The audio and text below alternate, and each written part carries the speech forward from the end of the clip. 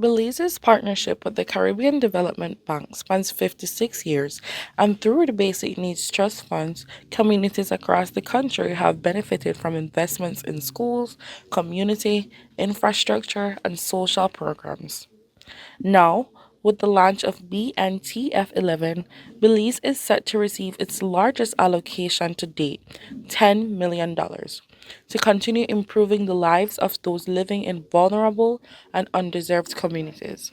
The funding will support projects targeting children and families, young people, persons with disabilities, indigenous communities, and other groups facing social and economic challenges, with the goal of creating stronger, more resilient communities.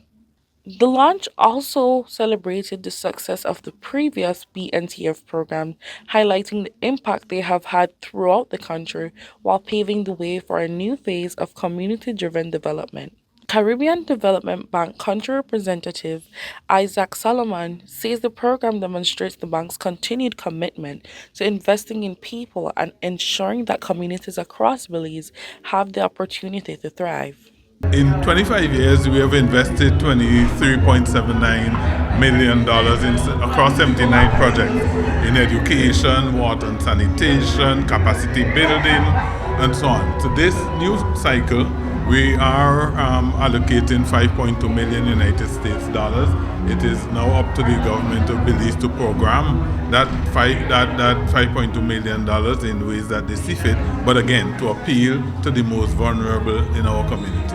As the implementing agency, the Social Investment Fund will oversee the execution of the program. Executive Director Carlos Chon explained that the $10 million grant will be strategically invested in projects identified through community needs, ensuring the funding delivers lasting benefits where they are needed most. There are two sectors that BNTF works with, the education sector and the water sector.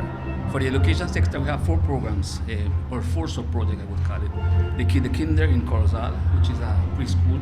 The construction also of a primary school at St. Paul's Anglican in Corozal.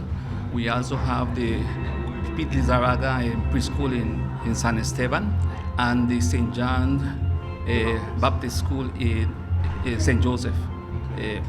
That's in Toledo. We had to actually our engineers had to do an estimate to come up with a possible number of sub-projects, and we're able to identify only six based on the grant that is being given to us. Minister of State in the Ministry of Finance, Oscar Martinez, says securing the largest allocation Belize has ever received under the Basic Needs Trust Fund reflects the country's strong partnership with the Caribbean Development Bank and will translate into meaningful improvements for the communities across the nation. For Belize, the BNTF 11 cycle is extremely important because it's a 10 million, a little bit over $10 million in grant, which means Belize will not have to pay a dollar back for it.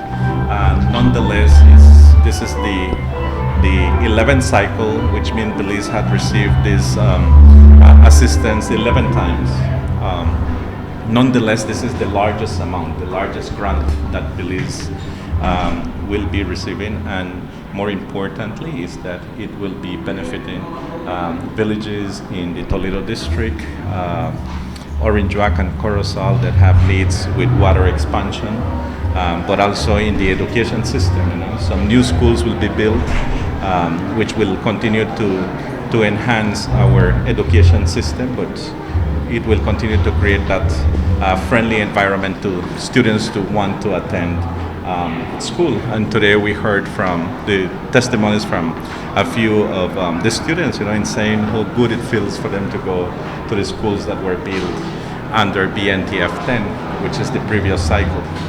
So for us, it's important, but more important is to implement the project, to implement it fast, to implement it the right way, and to move forward with it. With the largest grant in the country's history under the Basic Needs Trust Fund, Belize now moves into the next phase of community development, building on decades of partnership with the Caribbean Development Bank and bringing new opportunities to the people and communities that need them most. Zayna Augustine reporting for Love News.